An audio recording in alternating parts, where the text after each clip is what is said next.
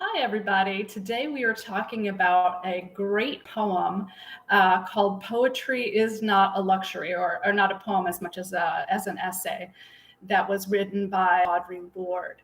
And so I thought you all did a terrific job identifying many of the themes in this essay that she wrote. And so I just wanted to say a little bit about the poem and then go into some of my own points so that you could maybe further your perspective a little bit more and give you some ending questions to think about. So, the poem, it really intertwines feminism and poetry together in that it's a poem that's for women.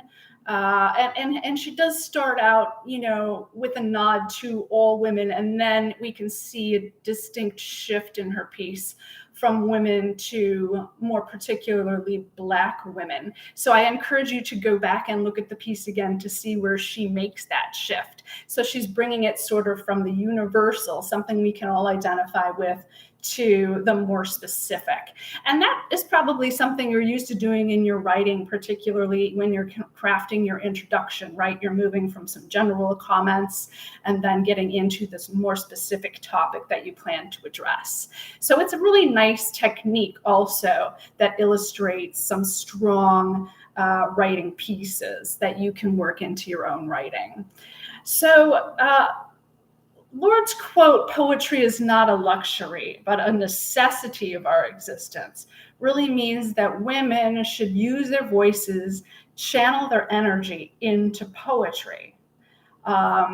Since poetry isn't accepted, women aren't being deviant, but many women still don't understand this hidden power that they have. It's really hard for us, even today as women, to connect with our own voices.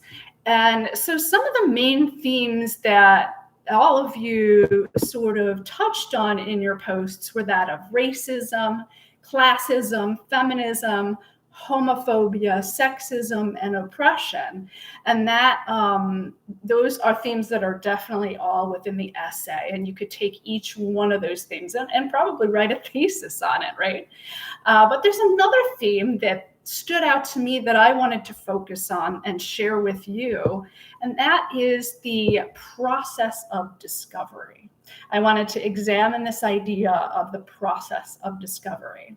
So really this piece is about the process of discovery through writing, specifically writing poetry.